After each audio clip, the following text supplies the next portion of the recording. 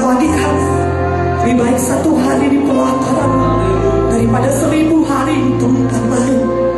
Dalam hadirat-Mu ada ketenangan, dalam hadirat-Mu ada kemerdekaan bagi umat itu. Damai sejahtera sukacita mengalir atas kami. Kau baik Tuhan, sungguh baik dan teramat baik bagi kami. Terima kasih Yesus. Jadi rasakan kebaikan Tuhan, rasakan cobaan Tuhan bagi engkau dan saya pada saat ini. Dia menjamah engkau dan saya, dia mengerti hatimu, dia tahu keadaanmu. Kami butuh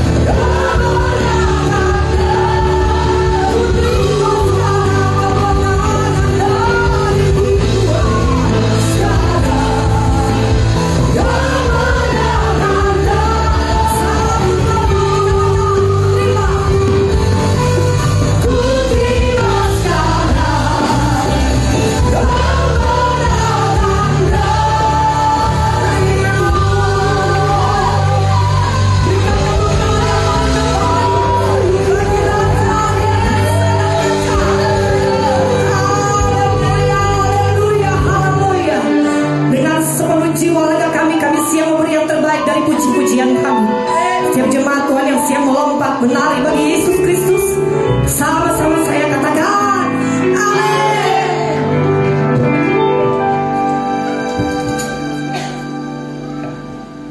Oke, puji Tuhan. Semuanya bersuka cita pagi ini, Bapak Ibu saudara terkasih, amin. Boleh kasih jemaat tangan kiri kanan, katakan mari kita memuji Tuhan.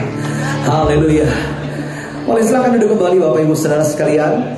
Firman Tuhan berkata, Mazmur 150 ayat yang ke-6 dikatakan, biarlah segala yang bernafas memuji Tuhan. Berapa banyak yang merasakan kebaikan Tuhan lewat nafas kehidupan. Sekali lagi kita katakan saudaraku, tepuk tangan yang mulia bagi Raja segala Raja. Hafirkan iman saya Tuhan. Haleluya. Come on.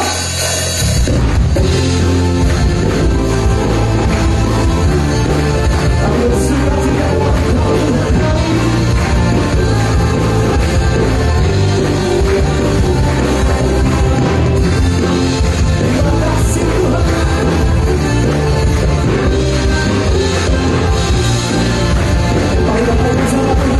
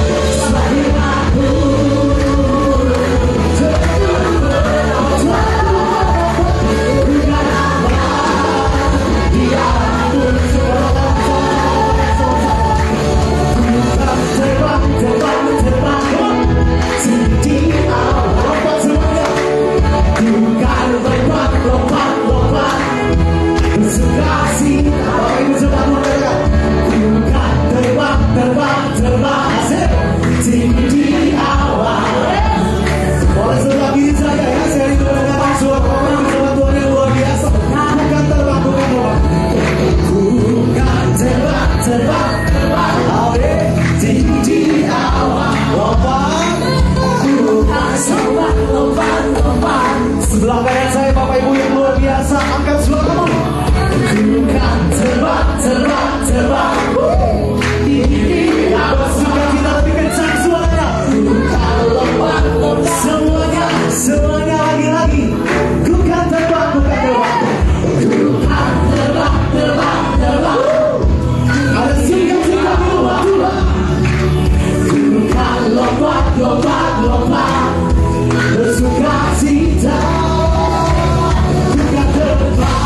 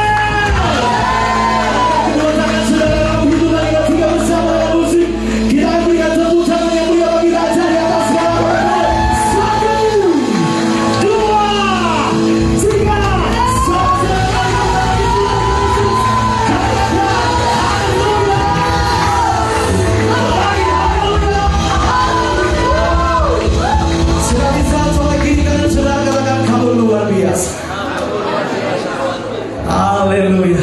Silakan duduk kembali Bapak Ibu saudara sekalian.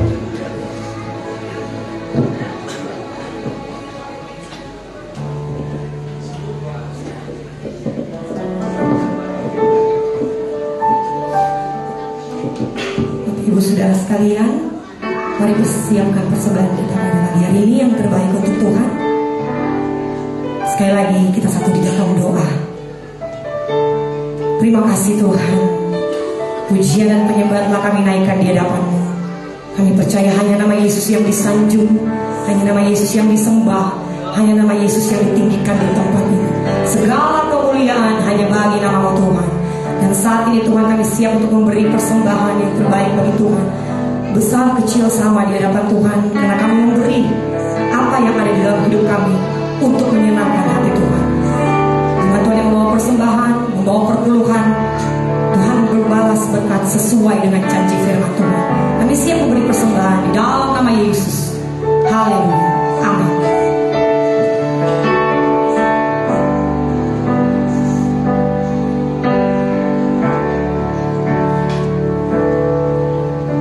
Hari-hari yang telah ku lalui, ku saksikan betapa karya-Mu selalu nyata di dalam hidupku. Tuhan, Kau sungguh baik. Banyak peristiwa dan kejadian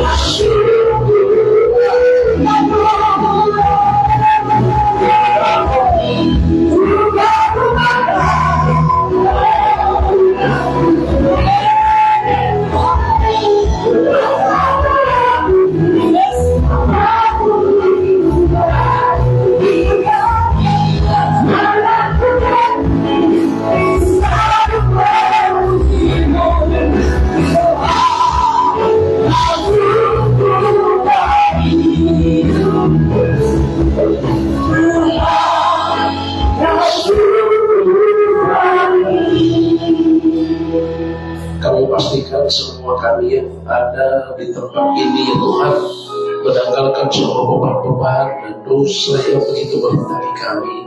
Artinya kami datang di tempat ini bukan membawa sejuta masalah dan persoalan, tapi kami datang di tempat ini untuk senantiasa memberi hati kami memuji dan menyembah Engkau, Raja di atas raja. Dan dengan demikian kami percaya kami siap untuk mendengarkan firman-Mu ya Tuhan. Kebenaran-Mu yang selalu menuntun kami, mengajarkan kepada kami, terlebih yang selalu memerdekakan kami. Terpuji-pujilah nama-Mu ya Tuhan. Ada pujian penyembahan yang dinaikkan, biar semua itu berbau harum di hadapan-Mu ya Tuhan. Kami tahu ketika Tuhan mencium ada asap atau korban yang naik yang berbau harum, maka Tuhan turunkan api dari surga. Api bicara lawatan-Mu, api bicara kekuatan, kuasa yang Kau nyatakan bagi kami semua, sehingga semua umat-umat yang hadir ya Tuhan, mereka akan pulang tidak seperti waktu datang. Yang lemah akan dikuatkan, yang terikat akan dilepaskan, yang sakit akan disembuhkan. Terpuji nama-Mu ya Tuhan. Kami rindu mendengarkan isi hati-Mu. Sembunyikan hamba-Mu di balik salib-Mu ya Tuhan. Hamba-Mu hanya alat-Mu, daripada mau hikmat, pengharapan dan pewahyuan. Demi nama Yesus kami berdoa, sambut firman Tuhan. Haleluya, haleluya. Yang diberkati, yang siap dengan firman Tuhan, sama-sama bilang amin. Silakan duduk saudara. Shalom. Puji Tuhan, terima kasih buat kesempatan lagi yang diberikan buat kami, saya sendiri, untuk menjadi alatnya Tuhan, menyampaikan firman Tuhan. Kita sedang berada pada hari yang ke-14 di tahun yang baru ini. Jadi pertandingan kembali dimulai, perjuangan kembali dimulai, peperangan kembali dimulai. Dan saudara, mau atau tidak mau, suka atau tidak suka, kita harus menghadapi semua itu. Ya, saya dapat dapat sesuatu yang luar biasa pada waktu berjumpa dengan Papa di Coffee Bean. Papa bilang begini, orang ini hamba Tuhan, sumber dari semua, kalau kita tidak kuat, maksudnya orang ini sumber dari semua masalah persoalan itu ada pada orang. Ya. Dan juga betul, saya pernah dapat postingan saudara, bahwa ada banyak sekarang hamba Tuhan itu mulai mengundurkan diri. Ya, banyak. Mengundurkan diri itu alasannya yang pertama adalah karena capek. Capek itu artinya di dalam melayani Tuhan itu mereka menghadapi yang namanya keadaan yang letih, lesu, beban berat. Baik dia penginjil maupun gembala, banyak yang mulai mundur. Nah, saya pelajari orang-orang yang hamba Tuhan yang mundur ini sudah pasti yang pertama karena tidak punya panggilan yang jelas. Tidak punya panggilan yang jelas. Dan itu memang terjadi, saudara. Oke, saya sampaikan tadi. Jadi saya dapat terima dari waktu Papa bilang, orang hidup ini kalau ada fresh, bahaya. Bisa mengalami tekanan dan bahkan banyak yang mundur. Betul, saudara. Ya. Karena kenapa? Orang ini boleh tak salah. Tagore sedikit bilangnya puasa. Ya. Terus kalau sekurus bilang so susah. Dan ini boleh tak salah, saudara. Selalu dikritik. Ya. Tapi memang itulah kita hamba Tuhan, memang harus punya jiwa yang disebut petarung. Punya roh yang luar biasa. Karena kitalah yang akan dipersiapkan Tuhan untuk masuk dalam pergerakan yang besar. Oke. Saudara, dari pendahuluan ini saya memberi judul khotbah saya adalah semakin kuat. Ya. Kenapa? Kalau kita tidak semakin kuat menghadapi tantangan dunia ini, maka saya katakan tadi kita akan banyak yang mengalami keadaan yang letih, lesu, beban berat, bahkan banyak yang mundur, saudara. Ya, oke, sebelumnya saya mau jelaskan buat saudara kenapa kita harus semakin kuat. Karena dunia yang kita hadapi sekarang, mau atau tidak mau, suka atau tidak suka, tidak ada di Alkitab ditulis bahwa ada satu tahun, dan ada satu tahun itu tahun yang baik atau tahun yang buruk. Tidak ada, saudara. Cuma ditulis bahwa hari-hari terakhir. Berarti tahun semakin berganti tahun, kita sedang berada pada hari-hari terakhir.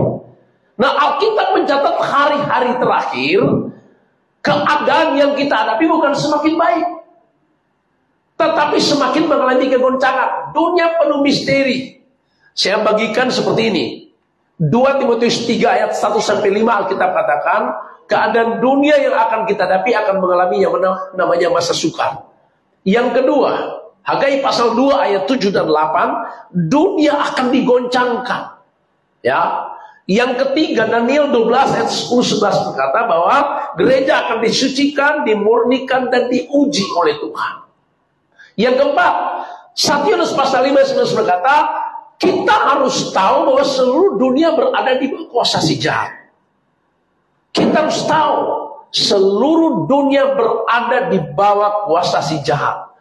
Wahyu 12 berkata 12, celakalah engkau ibu bumi dan laut, karena iblis telah turun dalam geramnya yang dahsyat, sebab dia tahu bahwa waktunya sudah singkat. Jadi akhir zaman iblis akan menyusun strategi, dan dia tidak akan pernah tertidur untuk menyerang kita semua. Dan sasaran target iblis itu menyerang hamba-hamba Tuhan yang berjalan dalam ketaatan, kemurnian, dan kekudusan. Tapi di samping itu Alkitab katakan kita akan ada pada masa pemisahan. Di masa pemisahan Alkitab katakan biarlah orang-orang yang berbuat dosa tetap telah terus dan berbuat dosa. Yang jahat semakin jahat, tapi orang yang benar semakin melakukan kebenaran. Yang kudus semakin menguduskan dirinya. Ini masa pemisahan, di mana Tuhan akan senantiasa memisahkan mana yang domba dan mana yang kambing. Dan semua ini akan kita hadapi. Nah, karena itu kita mengacu kepada tema, kita harus semakin kuat. Nah, oke, lihat sama-sama firman Tuhan. 2 Samuel pasal 3, kita lihat ayat 1. Di sini kita akan melihat sama-sama rahasianya bagaimana kita harus semakin kuat di dalam Tuhan, menghadapi keadaan zaman ini, menghadapi keadaan dunia sekarang yang kita hadapi. Oke, 2 Samuel pasal 3 ayat 1 dikatakan begini. Peperangan antara keluarga Saul dan keluarga Daud berlarut-larut. Daud kian lama kian kuat, sedangkan keluarga Saul kian lama kian lemah. Saudara, ada dua hal di sini yang kita pelajari. Yang pertama, keluarga Saul dan keluarga Daud. Artinya ada dua spirit ini sedang kita hadapi. Ada dua kerajaan yang sedang kita hadapi.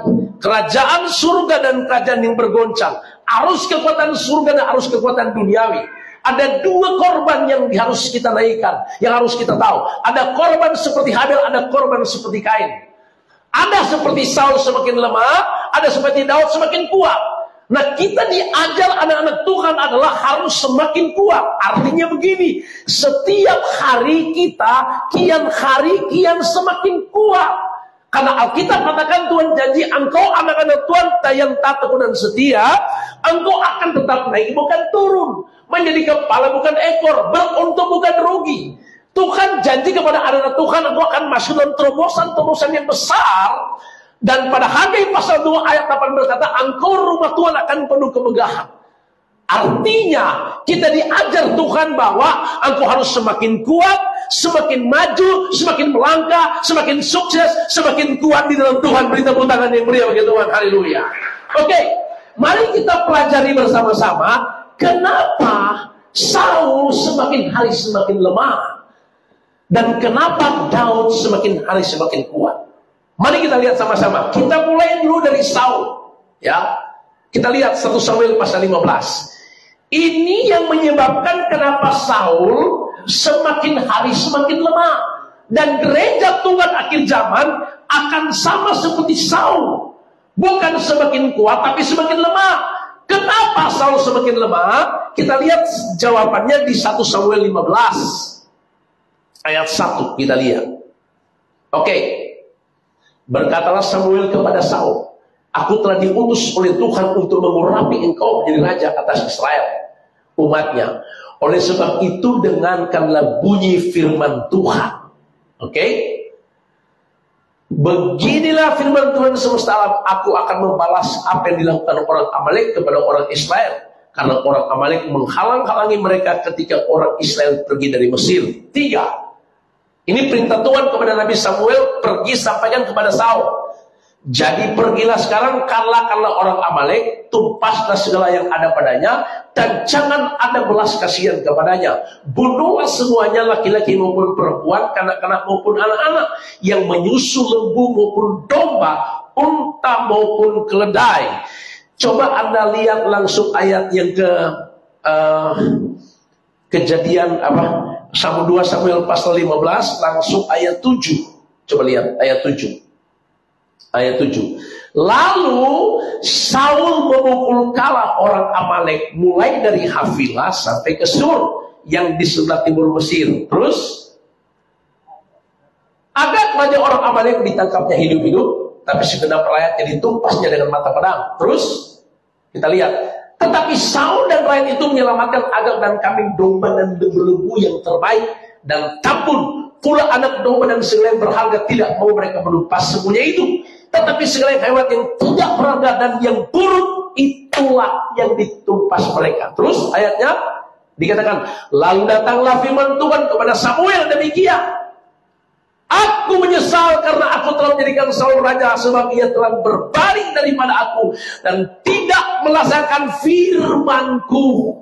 Maka sakit hatilah Samuel dan ia berseru-seru kepada Tuhan semalam-malaman. Coba Anda perhatikan dari pembacaan 1 Samuel pasal 3 ayat 1 sampai ayat yang ke-13 di sini. Saya temukan di sini ada beberapa hal yang menjadi penyebab kenapa Saul semakin lemah, dan Alkitab katakan Tuhan sedih melihat apa yang Saul lakukan. Kita lihat yang pertama, Tuhan perintahkan Samuel kepada Saul.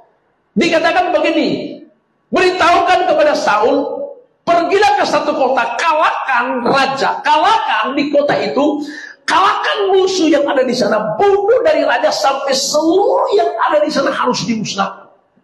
Oke, pergilah Saul untuk melaksanakan perintah Tuhan lewat Samuel. Ketika Saul tiba di tempat itu, ketika Saul tiba di kota itu, apa yang terjadi? Saul berubah pikiran. Saudara tahu, dimensi hidup kita untuk Anda kuat menghadapi begitu banyak masalah, persoalan, tantangan, godaan. Iblis itu menyerang saudara itu di mana? Dimensi jiwa. Apa itu jiwa? Pikiran, perasaan, emosi, memori. Saudara perhatikan, kekristenan akhir zaman, ketika kehidupan rohani engkau tidak jaga ada pada level dimensi roh, engkau akan terjebak dalam dimensi permainan jiwa. Saul itu dari dimensi roh yang harusnya dia melakukan apa yang Tuhan perintahkan, ya di atas ya, tidak di atas tidak. Tapi di saat dia ada di tempat itu berubah. Artinya kekristenan kadang kita terjebak di sini, di mana ada dimensi jiwa yang selalu menguasai hidup kita. Contohnya, kenapa dia bilang, saya katakan dia turun di dalam dimensi jiwa. Dia bilang begini, kan baik untuk tidak dibunuh, untuk Tuhan, persembahkan kepada Tuhan. Yang lemah-lemah kan baik, jangan dibunuh. Artinya begini saudara, di akhir zaman, seperti ketika Tuhan memerintahkan pada Nuh, Tuhan menilik bumi ini rusak benar, Kejadian pasal 6 ayat 5 dan 6. Ketika Tuhan menilik bumi ini rusak benar, maka Tuhan perintahkan kepada Nuh, bangunlah engkau bangkit di atas gunung, karena aku akan memusnahkan manusia. Karena Tuhan melihat isi hati manusia itu betul-betul memilukan hati Tuhan. Karena manusia memiliki kecenderungan hati hanya meyakini Tuhan itu pada zaman Nuh. Kalau Anda buka Matius 24 ayat 37 berkata, menjelang saja Tuhan Yesus akan datang kali yang kedua, keadaan manusia akan sama seperti pada zaman Nuh. Pada zaman Nuh, kita katakan kekuatan arus dunia menyeret banyak umat Tuhan untuk kompromi dengan dosa, atau terjebak dalam dimensi jiwa. Apa maksudnya dimensi jiwa? Tuhan perintahkan sama Nuh begini, bangun bangkitlah di atas gunung. Kejadian pasal 6 ayat 22. Lalu Alkitab katakan Nuh melakukan semuanya itu persis seperti yang Tuhan mau. Berapa tingginya, berapa lebarnya, berapa panjangnya, paku payungnya berapa di situ, itu semua Nuh lakukan sama sekali, betul seperti yang Tuhan mau. Jadi artinya melakukan yang benar, berkenan dan sempurna. Ketika gereja Tuhan turun dalam dimensi jiwa, dia lakukan yang benar tapi belum tentu berkenan kepada Tuhan. Karena segala sesuatu yang kita mau kerjakan, lakukan. Amsal 19:21 berkata, banyak rancangan di hati manusia, tapi keputusan Tuhan yang terlaksana. Di akhir zaman ada banyak jebakan akan kita hadapi. Terlebih bagi para putri-putri Sion dan putra-putra Yehuda yang belum mendapat pasangan. Kalau Anda tidak peka, tidak tajam, saudara, Anda akan salah mengambil keputusan untuk memilih pasangan. Sama semua hidup kita. Kalau dimensi rohani kita boleh ada pada dimensi jiwa, berarti kita senantiasa bukan mendengar lagi suara Tuhan, tapi suaramu sendiri. Alkitab bilang Saul terjebak waktu ada di kota itu. Dia berpikir baik untuk Tuhan, jangan dimusnahkan. Tuhan perintahkan di akhir zaman adalah lakukan yang benar, berkenan dan sempurna. Nuh bangun mesbah, bangun batra, dia lakukan betul-betul seperti yang Tuhan mau. Jadi kesimpulannya pada poin pertama adalah, kenapa Saul semakin lemah? Itu dimulai karena Saul. Coba buka ayatnya, Amsal 3 ayat yang ketiga. Amsal 3, Amsal pasal 3. Jangan kiranya kasih dan setia meninggal karena engkau, kalau karena itu pada lehermu, tulis karena itu adalah hatimu terus. Maka engkau akan mendapatkan kasih dan penghargaan dalam pandangan Allah serta manusia terus. Percayalah kepada Tuhan dengan segenap hati, dan jangan bersandar pada pengertianmu sendiri. Saudara, kelemahan gereja akhir zaman itu akan terjebak seperti Saul. Dia mulai memiliki kekuatan dimensi jiwanya. Dia mulai berkata ini baik untuk Tuhan. Dia mulai mengatur Tuhan. Pengertian kita kadang-kadang betul. Menurut kita kadang-kadang betul, tapi Tuhan tidak kehendaki. Tuhan bilang musnahkan semua, bunuh semua, jangan disisakan. Tapi Alkitab katakan Saul tidak membunuh raja. Yang tambun-tambun dia tidak bunuh, yang kurus yang dia bunuh. Jadi poin pertama di sini adalah kelemahan gereja ke zaman adalah mulai berada pada dimensi jiwa, tidak memiliki lagi kepekaan roh untuk tajam mendengar apa yang Tuhan mau, apa yang dikehendaki oleh Tuhan. Sesungguhnya Alkitab mengatakan ketika kita mulai tidak mengerti apa yang Tuhan kehendaki, maka semuanya kita akan lakukan semua itu dengan yang saya bilang asal-asalan. Korban-korban kita mulai seperti Kain. Kain persembahannya tidak berkenan karena setengah. Semua mulai setengah-setengah. Semua mulai hitung-hitungan. Saudara dengar, jebakan ini yang berbahaya buat kita. Di 2024 ini Tuhan mau kita semua lebih lagi, lebih semangat lagi. Persembahan korban hidup kita seperti Habel, yang terbaik, yang sulung, yang berkenan kepada Tuhan. Itu yang kita lakukan. Melakukan yang Tuhan perintahkan, yang benar, berkenan dan sempurna. Dan itu dimulai dari ketajaman, kepekaan, kemurnian hati kita. Katakan amin. Jadi karena itu di 2024 ini saudara, persiapkan hidupmu, jaga hatimu, jaga pikiranmu. Saya sering bilang kepada teman-teman saya, ketika saya bertobat tahun 97, saya belajar hidup dalam kemurnian. Murni itu berarti tidak bercampur unsur lain. Murni itu berarti asli. Asli itu berarti tidak mudah rusak. Asli berarti tahan lama. Asli berarti tidak mudah berkarat. Itu yang harus kita pertahankan. Selama kita menjaga hati dan pikiran kita dalam kebenaran, dalam kemurnian, maka tetap kita akan melakukan yang diperintahkan Tuhan, yang benar, berkenan, sempurna. Itu kita dapatkan karena hasil kepekaan yang kita miliki. Sehingga di 2024 waktu engkau melangkah, percayalah yang kau lakukan itu yang benar, berkenan dan sempurna di depan Tuhan. Beri tepuk tangan diberi bagi Tuhan. Haleluya. Jadi poin di sini adalah kelemahan gereja di zaman adalah mereka mulai memiliki selubung-selubung yang menutupi mereka. Matius 13 ayat 10-11 dikatakan begini. Matius pasal 13, bisa lihat sama-sama. Matius 13 ayat 10-11. Matius 13 ayat 10-11, firman Tuhan berkata begini. Matius 13.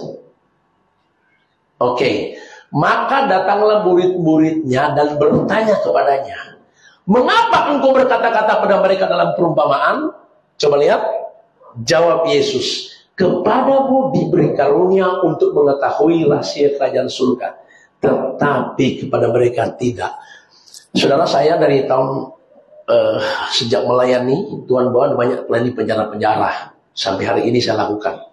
Satu kali saya di penjara Tuminting, karena banyak teman-teman di sana, teman-teman tambang di sana dulu, mereka bilang begini, mereka panggil saya brother, kalau boleh bikin seminar, maksudnya, iya karena katanya ada beberapa minggu di lapas itu ada dari Jakarta bikin seminar, tapi mereka bilang begini, tapi ada pertanyaan-pertanyaan kami yang mereka nggak mampu jawab, ya, kita pikir pertanyaan apa yang dulu tanya, dia bilang, ada beberapa kali orang bikin seminar, orang tanya, orang yang mampu jawab. Katanya, oh nanti balik. Boleh tak bikin seminar? Oh boleh. Boleh. Kita bawa Pak Arthur, Pak Denny Langelo waktu itu. Ada 4 orang pergi, saudara. Bikin meja begitu di lapas. Oh, bikin seminar. Maksudnya, tanya jawab. Nah, kalau mulai bertanya, tuh dong pertanyaan yang dong bilang tidak dapat jawab. Ada bertanya begini. Coba jelaskan siapa nama istri Kain. Saudara, yang satu bilang begini, kan Tuhan menciptakan langit dan bumi pada hari pertama terang, tapi dia terang, berarti kedua terang. Oh saudara, jadi karena kita bikin pertanyaan betul ini, kita bilang coba kita suruh Pak Arthur pertama, baru Denny, baru itu satu, sudah putar-putar dong cari-cari itu ayat. Nah, jawab sebelepotan saudara. So giliran kita, Tuhan Yesus tolong hamba memberikan hikmat. Kok kita dapat ini ayat, Roh Kudus kasih tahu ini ayat. Saudara, ini ayat. Kita bilang, mari kita buka Matius 13 ayat 10-11. Oh, habis itu orang baca, kita bilang begini. Saudara, kenapa kalian bertanya? Karena Anda berarti tidak mengerti. Betul tak? Kenapa Anda tidak mengerti? Karena Tuhan tidak buka rahasia surga. Karena Anda belum bertobat. Kalau Anda bertobat, Tuhan pasti buka rahasia surga. Engkau akan mengerti. Engkau pasti akan tahu. Dan engkau tidak akan bertanya lagi. Karena engkau diberikan pengertian oleh Roh Kudus. Karena semua sudah terbuka. Saya bilang, ada lagi yang mau bertanya? Oh, soalnya Anda bertobat dulu kalau begitu. Tuhan kasih hikmat, saudara tahu. Kalau ini anak putar-putar kita mau jawab. Sama, sudah tahu hidup, terompe hidup, sama. Kalau masih banyak selubung yang menutupi terompe ini susah sekali, saudara. Betul? Ya, anak tuh jemaat, makanya ada di sini ya. Di mana dia pergi kacau tuh di situ. Dan di habis itu dia bilang, bawa musuh di gereja. Bukan dia terbubung, nggak terbubung. Sebetulnya karena dia masih punya selubung, saudara tahu. Selubung kekecewaan, iri hati, dendam. Nah, kalau sobat begini, sobat jalan begini, saudara. Iya. Nah, kalau sudah begitu, sudah mengerti perkara surga itu, saudara. Tapi istri bilang begini, tapi Pak itu ini sama dengan papa. Maksudnya apa? Kalau ada jemaat maraju, tidak dibujuk. Tapi bilang biar sana. Karena memang orang panggilan mungkin begitu, saudara ya. Artinya begini, kalau orang menciptakan jemaat yang kuat, kalau buju-buju terus, dia selubung yang tak keluar, saudara. Betul enggak? Nah, kalau selubung itu petorang yang tak keluar, itu DP nama orang Kristen, kekristenannya bukan asli lagi, tapi KW. Kalau asli kan tidak mudah berkarat, kalau KW berkarat. KW itu berkarat, itu maksudnya apa, saudara? Berkarat itu maksudnya menyimpan dendam dan kesalahan. Kalau dia selama ada simpan di kesalahan, so karat 24. 22 masih karat masih. Oh, ini mulai buju-buju. Nah, Alkitab bilang di akhir zaman Tuhan akan mempersiapkan jemaat yang kokoh, yang Allah mau tidak bisa menghampiri. Nah, sekarang sebetulnya kita tidak membahas lagi itu masalah perasaan-perasaan, saudara. Tapi membahas bagaimana mempersiapkan diri saudara menjadi gereja Tuhan yang kokoh, yang tangguh. Trompet berbunyi, kita naik ke surga. Beri tepuk tangan yang meriah bagi Tuhan. Jadi Alkitab kita kan dimensi ini ada pada gereja ke zaman. Selubung yang menutupi. Nah, saya perhatikan selubung itu terjadi karena 2 hal. Yang pertama, selubung itu kita ciptakan sendiri. Kita ciptakan sendiri. Contohnya begini. Jangan tanggalkan beban-beban dan dosa yang begitu berintangi saudara. Beban itu kan bukan dosa, tapi dari beban jadi berdosa. Beban itu apa? Anda simpan sesuatu, Anda jadi beban, saudara tahu. Betul nggak? Kita pikul beban. Beban itu sesuatu yang kita tidak selesaikan jadi beban. Betul nggak, saudara? Istri setrika baju jadi peda 2. Terus suami mau pakai, kok iblis bilang, nggak sampai celana soalnya bagus, sudah setrika. Dipanggil DP istri, mama, ini baju salah setrika. Istri bilangnya, nggak masalah, dapat lihat kuat. Tuh iblis bilang, dapat lihat sekali itu 2 peda. Jadi dia pilih kerja dengan penuh beban. Oh kasihan tapi sama itu ini dan. Nah, saudara tahu masih untung dia pergi gereja. Karena kadang-kadang kita terus ke gereja, kenapa? Sebab kemarin lebih dulu. Mau ngani itu pergi. Dong mau dibilang apa kalau tuh cara sebegini? Isi bilang, nyana masalah kok itu. Nggak nyana masalah, kita masalah. Loh, kalau begitu sudah jauh gereja, aku habis jo.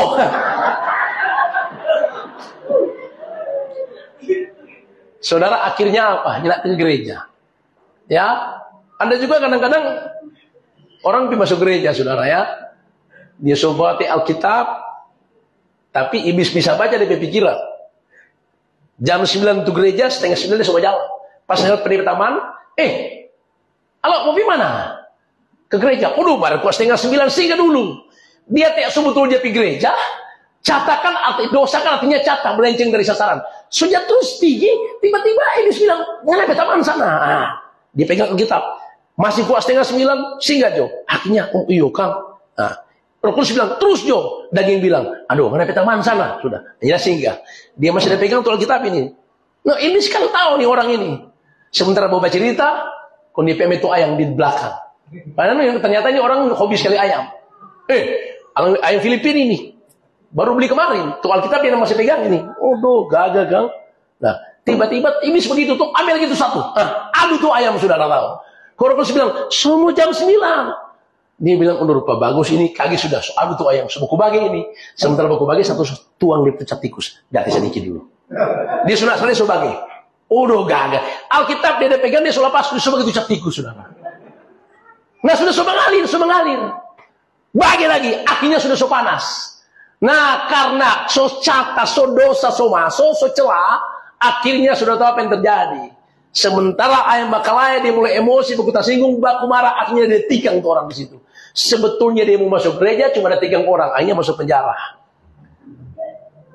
Saudara tahu selubung-selubung itu kadang-kadang kita tidak sadar, itu menguasai hidup kita. Baik sebagai istri maupun suami, ada banyak selubung yang masih menutupi kita. Tapi hari ini akan terlepas semua. Katakan sama-sama haleluya. Jangan simpan sesuatu, jangan ciptakan selubung, lepaskan itu. Karena selubung itu membuat kita tidak akan mengerti perkara surgawi. Kalau selubung masih ada pada kita, kita tidak akan mengerti apa yang Tuhan mau. Jadi yang pertama adalah Saul itu terjebak dengan dimensi. Dia mulai memikirkan ya yang dia mau. Dia mulai atur Tuhan. Itu kelemahan. Hidup kita ini diatur oleh Tuhan. Mazmur 37 ayat 23 berkata, Tuhan menetapkan langkah-langkah orang yang hidupnya berkenan kepadanya. Kita lihat sama-sama, kita baca sama-sama. Mazmur 37 ayat 23. Kita baca sama-sama, oke? Mazmur 37 ayat 23.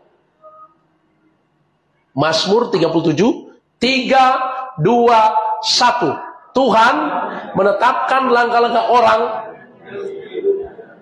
Artinya ayat ini bilang begini, Tuhan yang mengatur hidup kita, Tuhan yang tahu jalan hidup kita, Tuhan yang lebih tahu memberi yang terbaik buat kita, Dia yang lebih tahu, Dia yang mengatur, Dia yang menetapkan, Dia yang tahu mana yang terbaik yang akan Dia berikan kepada kita. Nah ayat ini kita cuma perlu 3 hal. Yang pertama, bilang kiri kanan harus menyadari bahwa hidup pun diatur oleh Tuhan.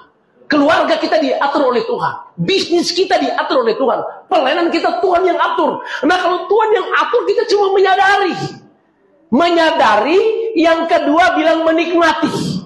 Nikmati hidup ini. Karena hidup ini perlu dinikmati. Kasih karunia, anugerah Tuhan. Saudara tahu, jangan nikmati tekanan batin saudara. Jangan nikmati kata-kata orang yang masuk di telinga saudara. Dan Anda bilang, jadi kata-kata itu memang menyedihkan. Anda nikmati hidup ini karena kasih karunia anugerah Tuhan. Yang pasti jangan jadi batu sandungan. Yang ketiga, ayat ini cuma perlu 3 hal. Yang pertama, harus menyadari, kedua menikmati dan mensyukuri. Oke, kita lihat langkah yang kedua. Atau kita lihat sama-sama, kenapa Saul semakin lemah. Kita lihat 1 Samuel 15 ayat 7. Jadi yang pertama adalah selubung yang menutupi Saul membuat dia tidak lagi melakukan apa yang Tuhan perintahkan, karena dia tidak lagi terkoneksi dengan surga, tidak lagi peka akan surat Tuhan. Yang kedua, 1 Samuel 15 dikatakan begini, ayat 7. Oke?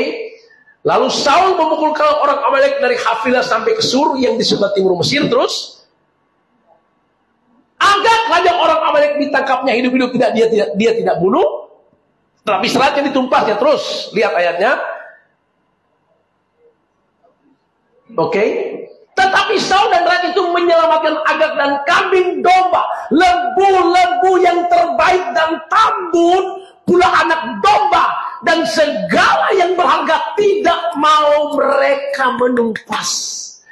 Saudara, kelemahan gereja ke zaman adalah masih menyimpan yang tambun, yang berharga, yang kita simpan di hidup kita. Puji Tuhan, saudara tahu ketika saya bertobat, ya, tahun 97, saya berarti sudah berpindah dari kehidupan yang lama pada kehidupan yang baru. Berarti saya sudah menghadapi lawan. Saya ini maksudnya sudah menghadapi lawan. Lawan saya adalah si setan yang berusaha menghancurkan saya, mempengaruhi. Tapi ada lawan yang perlu kita kalahkan dari dalam hidup kita. Makanya Alkitab katakan, jenis ini tidak bisa diusir kecuali doa dan berpuasa. Perhatikan baik-baik. Pada waktu kita bertobat, tahun berapakah itu? Anda mungkin sudah berbahasa roh, sudah punya karunia penglihatan. Tapi kalau Anda tidak kalahkan daging saudara yang tambun, itu kadang-kadang yang masih memuncul-muncul sedikit. Saya sudah bertobat, saudara. Masih pegang cakram busuk orang. Ini ada Ken saksi, saudara. Selesai turun dari mimbar, belum tutup puasa, lagi tunggu makan, tiba-tiba ada tuh Jimmy. Dia mau masuk di rumah makan, dia hampir tabrak tuh rumah makan, dia turun tuh cowok badan besar, dia mulai tunjuk begini. Kita ajar bagaimana? Dia tunjuk begini, kita dengken tuh paling belakang. Siapa tuh dia mau ajar di sini? Ternyata kita, saudara tahu. Di petangan belum sampai, kita suka masuk lele pada dia, saudara. Kita suka lupa lebih dulu. Setan terus masuk ke kita. Kita nak puas, kita ambil tuh peda di muka, kongki peda kita rampas, kong kita dusu. Kita sementara dusu dengan peda pada kong ken tupang tangan bagi kita. Dalam nama Yesus nih, sadar kita, saudara tahu. Langsung sadar. Darah Yesus pegang peda kote kita. Saudara, itu jadi setan masuk, setan keluar, setan masuk, setan keluar. Masih begitu, saudara. Saya tinggal di lorong bukit di Karombasa. Orang itu gabungan Israel dan Kanaan, pasar sugabung. Di sana ada nama-nama rohani, tapi orang Melayu buku semua, saudara. Israel, Kanaan, Bukit Sion. Saya tinggal di Bukit Sion. Israel dengan Kanaan sugabung dengan pasar. Dong serang ke Bukit Sion. Dong masuk di lorong 4 orang. Sudah kita sudah bertobat. Sementara berdoa untuk ibu-ibu bertanya, masing-masing. Nama dong semua bakal telorong. Aduh, kasih cuma kalian orang takut. Aduh, cuma kalian orang takut. Tapi orangnya kita sudah bertobat. Kita tidak mau. Dong batogi kita udah nyata. Kita sudah bertobat. Saudara, 15 menit kemudian kita minta saudara satu nama Berce, dia sekarang lagi sudah jadi ajudannya wakil gubernur. Tiba-tiba satu dong panah apa dia. Itu panah wajar masih tak bembeng, saudara tahu. Dompang togi kita. Masing-masing. Oke apa? Coba lihat dulu apa ini. Tapi lihat begini. Kita lihat biar sudah dong so panah. Tapi lihat begini, kung kita ambil itu cakram terasa bunyi, kung kita dusu, saudara. Kita keluar langsung kesetanan. Kita keluar pun kita dulu orang. Bayangkan preman-preman pasar baterai, tolong. Dompet peda-peda. Begini kita cakram depannya begini. Di tengah jalan, saudara bayangkan polisi banyak di situ. Tuh panah wajah dia menyerang, kita dulu orang. Di tengah jalan pun tiba-tiba Tuhan bilang, Nana pegang apa? Tuhan tuh semua bayangkan pegang peda berdoa begini. Tuh polisi bilang, ini so gila Nana ini. Pegang peda berdoa. Kau tanya kamu orang semua menangis. Menangis karena para wajar, bukan yang menangis karena so sadar. Kok gak mana pegang peda kan? Sebertobat kok kita polisi. Kok gak mana pegang peda? Ya, begitu untuk pertandingan. Kita bilang kalau kita lama tinggal di situ tidak keluar, terus kita preman, saudara. Hanya kita tinggalkan. Pas dapat tante telepon. Jadi kita tinggal di mana? Oh di Karobasan tante. Oh lu mana pi jaga juga tuh tante pi rumah di Sario. Tapi kan mesti doakan karena tante mau jual itu. Oh boleh. Wah saudara, kita pindah di Sario. Pas lihat rumah pi besar. Tapi tante bilang itu mau jual karena mesti berdoa supaya cepat laku. Wih, kalau kita berdoa Tuhan jangan laku ini rumah Tuhan, jangan laku. Ya nggak laku 3 tahun saudara betul. Ya nggak laku. Di situ saya diproses dalam doa dan puasa. Hari pertama sudah tahu nyala mau makan. Ya. Kita bilang pada pertama 2. Orang ini sudah bertobat. Kita pe dinas perpajakan susah tinggal. Jadi kita sudah mau balik di sana. Terus terus mau makan, Tuhan pasti sedia. Hari pertama puasa. DP besok lagi pagi-pagi dia bilang, "Kak, mau makan?" Sudah tunggu jo Tuhan mau kasih. Sore kedua sudah tahu belum ada makanan. Kalau itu takutnya langsung mati tuh ini. Kalau ini mau mati, Tuhan masih jaga. Hari ketiga sudah tahu ini malam pas sudah mati. Sudah marah yang jalan-jalan. Tapi tak bilang kena pas, gak sudah betul ini. Nyata betul ini betul. Tetap Tuhan mau kasih makan. Oh saudara, hari ketiga jam 7 malam. Kau tiba-tiba teman datang. Selamat malam, shalom. DP datang terus mau kali DP muka, lihat tuh DP bembeng. Dia bayangkan sudah tahu dia masuk, dia langsung di dapur. Aduh Tuhan lama sekali mau di dapur, lama mau jalan ke situ sudah. Kontrol marahnya di dapur sudah tahu. Kuliah siapa mau dia? Kalau dia boleh bicara, sudah mampu mau bicara 3 hari 3 malam sudah tahu. Bukan cuma loyo saudara, mau semua usah pusing-pusing, 10 kali mandi, 50 kali mandi situ, karena panas. Pas pesa di dapur sudah tahu, orangnya nak cerita. Tapi doa pertama yang paling ampuh yang kami doakan adalah waktu buka tuh makanan, angkatan darat, laut, udara lengkap di situ sudah. Dia beli semua. Dia bilang mau mundurin. Sudah tahu, pas mau berdoa, ini doa paling ampuh. Kita bilang begini, Tuhan tahu maksud hati kami. Amin. Memang luar biasa satu doa itu. Tuhan tahu maksud hati kami. Langsung makan, kuat. Baru kita tanya begini, bagaimana caranya karena boleh mama makanan buat orang. Dia bilang pada saat dia tiba di Karobasan di pasar, dia beli semua tuh makanan saudara. Habis dia beli, dia sudah bingung. Siapa tahu beli makanan mau di mana ini? Dia sudah bingung. Kalau tiba-tiba aku kasih tahu, nggak apa tuh mengenai taman di Sarium sana. Saudara tahu dari hari itu saya bilang Tuhan itu luar biasa. 3 hari 3 malam. DP besok kurang 2 hari 2 malam. DP besok kurang 1 hari 1 malam. Sampai sekarang saya puasa sudah 23 tahun saudara tahu. Di hari itu saya dibangun 2 puasa tiap hari sampai hari ini. Dan banyak sekali pengalaman-pengalaman yang saya alami saudara tahu. Saya dengar juga kesaksian Papa itu, saya bilang kadang-kadang kita ketawa karena hampir sama saudara. Tapi dari semua itu saya mau beritahu, ketika ada melalui proses pembentukan, satu hal, jangan pernah engkau berkata, aduh Tuhan kita sudah mampu. Jangan pernah berkata Tuhan sudah adil. Katakan saja, jadilah kehendak-Mu ya Tuhan. Karena aku tahu aku dipanggil Tuhan, dipilih oleh Tuhan, diorap itu untuk maksud pekerjaan yang besar. Jadi betul-betul dikikis semua yang ada pada kita yang masih tersimpan, yang tambun-tambun dikikis. Saudara, jadi Alkitab katakan lembu-lembu yang terbaik yang tambun itu dipelihara. Dalam hidup kita tidak sadar masih ada yang kita simpan, yang tambun-tambun. Mudah tersinggung, marah, emosi, egois. Itu tambun, saudara. Tanda-tanda orang masih menyimpan tambun, coba uji pada dia. Uji dengan cara bikin kecewa. Sengaja bikin kecewa. Kalau dia kecewa, masih ada tambun, saudara. Nah, jadi suami istri, kalau mulai menyimpan sesuatu, itu tambun-tambun. Itu perlu dibersihkan. Katakan amin, saudara. Jadi kelemahan gereja akhir zaman adalah masih menyimpan yang tambun. Itu perlu dikikis. Karena itu dari dalam. Markus 7 ayat 21. Sebab yang dari dalam yang menajiskan, bukan dari luar. Oke, kita lihat yang ketiga. Apa yang menyebabkan Saul itu semakin lemah? 1 Samuel 18 ayat yang ke-6. Lihat. 1 Samuel 18 ayat 6. Tetapi pada waktu mereka pulang, ketika Daud kembali sesudah mengalahkan orang Filistin, keluar orang perempuan dari segala kota Israel menyosong Raja Saul. Sambil menyanyi dan menari-nari dengan memukul rebana, dengan bersukaria dan dengan membunyikan gerincing, dikatakan begini. Terus, dan perempuan yang menari-nari itu menyanyi berbalas-balasan, katanya Saul mengalahkan beribu-ribu musuh, tetapi Daud berlaksa-laksa. Lihat ayatnya. Dikatakan begini, lalu bangkitlah amarah Saul dengan sangat, dan perkataan itu menyebalkan hatinya sebab pikirnya kepada Daud diperhitungkan mereka berlaksana, tetapi kepadaku diperhitungkan beribu-ribu. Akhirnya jabatan raja itu pun jatuh kepadanya. Saudara, sangat jelas pada poin ketiga, Saul menjadi lemah karena hatinya sudah busuk. Ini kelemahan gereja akhir zaman, tidak mau tersaingi. Bahkan dimulai dari mana? Dari hamba-hamba Tuhan.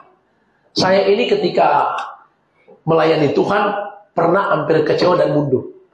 Melayani satu kali di satu tempat, saudara tahu, KKR.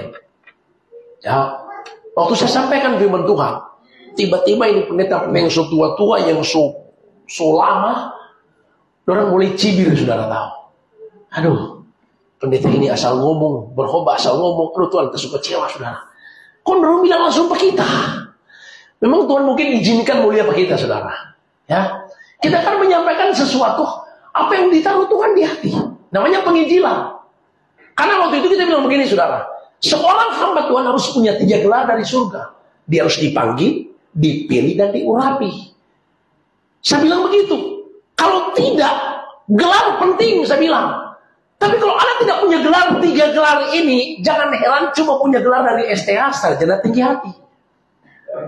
Dia STH, dia sudah pasangan tinggi hati. Kok dia ambil MTH, makin tinggi hati. Kok dia ambil lagi MA, makin aneh. Kok dia ambil itu terakhir MTK, Master Kungfu. Makanya jangan heran sesama hamba Tuhan saling silat sana silat sini, saling menghancurkan. Saya pernah dulu, saudara, ya, saya masih ingat dulu, ya. Pada waktu ada sidang kapan itu saya lupa kita baru 3 bulan bertobat. Kung kita lihat sendiri itu 2 pendeta buku amik, saudara tahu, di sidang buku pakai meja, satu buka baju, kagak aneh. Kung sumpah kalian kita di situ. Oh, saudara tahu kung kita pesetang naik, kung kita ambil tuh kursi, kung kita duduk pada 2 kita aja mau di 2 ini. Coba ini satu sama setang ini. Kita ini baru bertobat, baru bisa tunjuk kita begini. Lu tanya, siapa ini satu ini? Preman baru bertobat. Kita baru bertobat. Kau dong kasih tunjuk kita buka baju. Kau bakal aja tuh hamba Tuhan 2 ini. Dong selama di dalam Tuhan. Bayangan kita pilih begitu, dapatnya kita preman dulu. Kita ambil tuh kursi, kita sudah yang kursi pada dulu. Dong bilang ini pendeta apa ini? Ini orang ini siapa? Panggil satpam, saudara. Ini siapa? Ini hamba Tuhan ini. Kok kabarnya sebegini? Kita bilang maaf, kita baru bertobat. Terus kita mulai sebegini, kita nedara. Sampai begitu, saudara, bayangkan. Jadi di saat di dalam pertumbuhan kita ini, kalau kita tidak banyak terkoneksi dengan orang-orang di dalam roh, kadang-kadang kita akan terbarus, kita tahu. Dan ini yang saya pelajari. Nah, di dalam Tuhan saya pelajari ketika berjalan bersama dengan Dia, betul-betul apa yang harus kita kalahkan. Pribadi kita, daging kita, dan ini perlu proses penundukan. Supaya ini hati ini betul-betul remuk, hancur. Dan sehingga tidak ada namanya iri hati, saudara. Kami pelayanan itu bukan sedikit orang yang iri hati. Kami waktu live, saudara tahu, orang mulai bully. Ini orang Farisi, orang tidak jelas. Kok kita cari DP akun? Ternyata pendeta, STH. Tapi di situ dibilang tidak benar mau di pelayanan. Orang seperti orang Farisi, seperti orang gila. Itu tidak kita dia. Kita cari DP akun, ternyata STH. Ingat, saudara tahu, penting sekali kita sekolah. STH penting. Kalau memang itu memang betul-betul kita butuhkan, karena kita butuh sekali yang namanya pemahaman lebih dalam mengenai teologi. Tapi kalau tidak dalam panggilan yang jelas, saya bilang ya cuma jadi seperti itu. Jadi Alkitab katakan kelemahan dari Saul itu adalah hatinya mulai menjadi busuk, mudah tersaingi, berpikir nanti dia akan ambil jabatanku. Ingat baik-baik, ini kelemahan-kelemahan yang ada pada gereja Tuhan. Kita lihat sekarang sama-sama apa yang menjadi kekuatan daripada Daud. Jadi tadi saya sudah jelaskan buat saudara, kelemahan daripada Saul kita sudah tahu. Artinya, kenapa Saul semakin hari semakin lemah? Itu karena saya sudah jelaskan tadi. Yang pertama, dimensi hidup Saul itu mulai berada pada hikmatnya, pengertiannya, kekuatannya. Yang kedua, Saul masih menyimpan yang tambun. Saul masih mempertahankan yang ada pada dia yang bukan dari Tuhan. Tanaman-tanaman yang bukan dari Tuhan itu masih dipelihara. Yang ketiga, Saul punya hati yang busuk. Dia mulai tidak berpikir, dia berpikir dia akan tersaingi. Sekarang kita lihat sama-sama, kenapa Daud semakin hari semakin kuat. 1 Samuel 16, lihat. Kita lihat rahasianya. 1 Samuel 16, ini rahasianya kenapa Daud semakin hari semakin kuat. Berfirmanlah Tuhan kepada Samuel, berapa lama lagi engkau berduka cita karena Saul? Bukankah ia telah kutolak sebagai raja Israel? Isilah tabung-tabung dengan minyak dan pergilah, aku mengutus engkau kepada Isai orang Bethlehem itu, sebab di antara anak-anak telah kupilih seorang raja bagiku. Oke? Lihat. Kita buka ayat 11. Ayat 11. Ketika Saul pergi ke rumah Isai, lalu Samuel berkata kepada Isai, inikah anakmu semuanya? Jawabnya, masih tinggal yang bungsu. Tetapi dikatakan sedang mengembalakan kambing domba. Kata Samuel kepada Isai, suruhlah memanggil dia, sebab kita tidak akan duduk makan sebelum ia datang kemari. Pada saat Samuel pergi ke rumah Isai, keluarlah anak-anaknya. Semua anak-anak Isai itu tidak dipilih oleh Tuhan. Samuel berkata, masihkah ada anaknya? Masih. Di mana? Dikatakan dia sedang mengembalakan kambing domba. Kata sedang mengembalakan kambing domba itu bicara dia sedang taat dan setia. Dia sedang mengembalakan kambing domba. Di saat Daud mengembalakan kambing domba, di situ dia menyenangkan hati Tuhan, memuji Tuhan sehingga muncul Mazmur 23. Tuhan adalah gembalaku, takkan kekurangan aku. Tuhan melihat hati Daud. Alkitab katakan, aku telah menemukan hambaku yang berkenan di hatiku. Tuhan menemukan hamba yang berkenan di hatiku. Daud suka memuji dan suka menyembah. Jadi kekuatan daripada Daud itu adalah, yang pertama, dia punya kebiasaan ilahi. Dia suka menyenangkan hati Tuhan. Beri tepuk tangan yang beri bagi Tuhan. Kita harus semakin kuat. Dengan cara apa? Miliki kebiasaan-kebiasaan ilahi yang kau bangun selama ini. Saudara, maaf, saya ini tidak pernah tidur di mungkin jam 11-12, selalu di atas itu, saudara. Karena mesbah saya harus bangun jam 2, jam 3, mesbah doa tiap hari. Itu saya lakukan. Jadi begini, Tuhan itu kebiasaan kita dia sudah tahu. Jam 2 pasti dia akan cari kita. Jadi di saat itu betul-betul ketika kau masuk dalam doa, Tuhan sudah tunggu di situ setiap hari. Ada kebiasaan-kebiasaan yang kau lakukan, mungkin jam 3 subuh kau lakukan. Ada mesbah doa yang kau bangun dengan keluarga, Tuhan tahu. Alkitab katakan semua yang kau lakukan itu Tuhan tahu. Jadi dia tahu semua yang kau lakukan. Kebiasaanmu dia tahu. Nah, kalau engkau lakukan kebiasaan itu selalu, tidak jemu-jemu, Alkitab katakan engkau setia di situ, Tuhan perhitungkan. Tapi saat dia lihat, dia tunggu di situ, tidak muncul-muncul. Seberapa minggu tidak muncul-muncul. Seberapa harinya hanya muncul, berapa harinya hanya berdoa. Ya kan? Maaf, kemarin saudara tahu pada waktu minggu lalu tidak masuk. Padahal sebetulnya saya dapat panas 3 hari. Tapi memang Alkitab memang luar biasa. Yesus mati 3 hari bangkit. Kuasa kebangkitan ada pada kita. Saya 3 hari panas keras. Di hari minggu panasnya luar biasa. Tapi dia besok sudah baik. Artinya begini. Karena kami ada di sini. Jadi ketika bukan perasaan. Tapi harusnya ketika harus datang karena kosong, harus datang, tapi tidak datang karena memang itu pada saat panas. Tapi sudah bilang, saudara, itu aja kita aja gembala bisa perhatian kepada datang. Itu kenapa perlu ditanya? Tuhan begitu. Kayak saya berdoa kan, kita tunggu-tunggu aja muncul-muncul. Kebiasaan ilahi itu harus ada pada kita. Saudara, kalau suami istri, kalau kebiasaanmu suka memuji istri, suka memuji istri, suka memuji suami, so hilang, so ada yang berbeda. Ya, mama sayang, papa sayang, papa love you. Kalau so papa love you, so jadi berbeda itu. Kalau ada kebiasaan yang menyenangkan sudah hilang, ada sesuatu yang tidak beres. Apalagi kalau so jam-jam terima gaji. Biasanya istri-istri dia pakai kebiasaan so berlebihan. Karena butuh-butuh gaji. Tapi kalau kebiasaan itu hilang, berarti ada sesuatu yang tidak beres.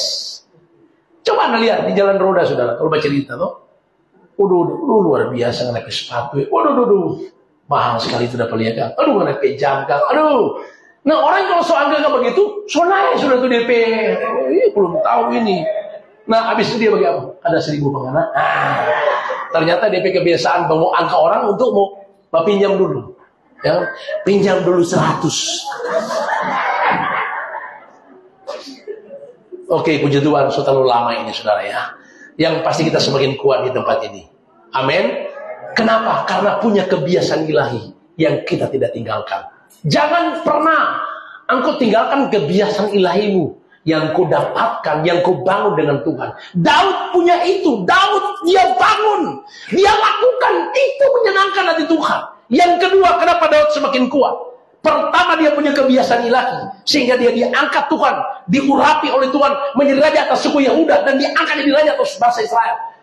Itu karena kebiasaan ilahi yang dia lakukan. Yang kedua, pasti Daud dipanggil, Daud dipilih, Daud diurapi oleh Tuhan. Akhir zaman saudara tahu, yang membedakan kita ini kuat dan membedakan iblis tahu kita senantiasa anak Tuhan yang luar biasa. Itu cuma dari mana? Dari pengurapan yang ada pada kita. Saudara, kami ini, saya sendiri mau khotbah seperti ini bodoh, mau bicara bodoh, cuma karena anugerah Tuhan, cuma karena ada kekuatan, cuma karena ada pengurapan, sehingga bisa berbicara seperti ini. Jadi sama di dalam engkau menjalani hidup saudara, setan akan selalu mengincar saudara. Dan biasanya orang yang diurapi Tuhan itu sulit sekali setan untuk masuk menguasai saudara.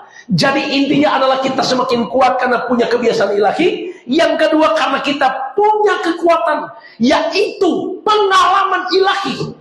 Pengalaman ilahi dengan Tuhan itu membuat kita semakin hari semakin kuat. Karena engkau akan mengingat bagaimana cara Tuhan, bagaimana Tuhan menolong kita di saat engkau mengalami kelemahan. Daud, dia berkata, aku telah pernah mengalahkan singa dan beruang. Aku pernah ditolong oleh Tuhan. Itu pengalaman ilahi. Saya punya pengalaman ilahi. Pernah saya bawa mobil, saudara tahu, celaka. Tubuh ini patah-patah, saudara. 7 patah-patah kita ketemu ini. 1, 2, 3 diperiksa di ronsen dokter. Dokter katakan orang ini harus menunggu operasi, harus diam 2 minggu karena DP tulang ini ada 7 yang patah. Saya mau melayani dari Modo Inding, ini ada istri saya, so pakai dasi, pinjam mobil rental, DP ban kiri ternyata ban botak saudara. Kecepatan tinggi pun dia pelot itu ban kiri, dia pelot itu ban kiri pun dia tuh banyak untuk ular tuh, ataupun dia pibak itu itu gapura buatan Belanda. Kalau ada orang Tambelang di sini, ada gapura di tengah kampung, itu gapura itu buatan Belanda. Kalau kita hantam patah 3 tuh gapura saudara. Patah 3 itu otot jadi kerupuk. Kita badan ini patah karena si bel putus saudara tahu. Jadi kita tubuh terbuka begini, patah tulang belakang luar saudara.